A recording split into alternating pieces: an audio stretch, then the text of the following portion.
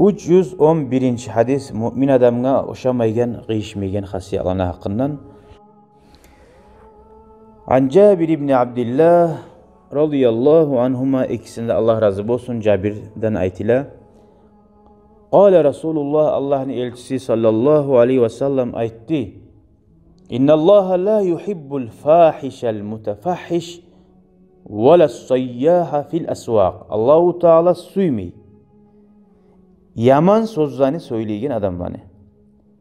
Fahiş. Mutafahhiş musa guştan kasetip özünün içinde yok yaman sözler. Hali udinmeylene kasetip guştan ayta adam.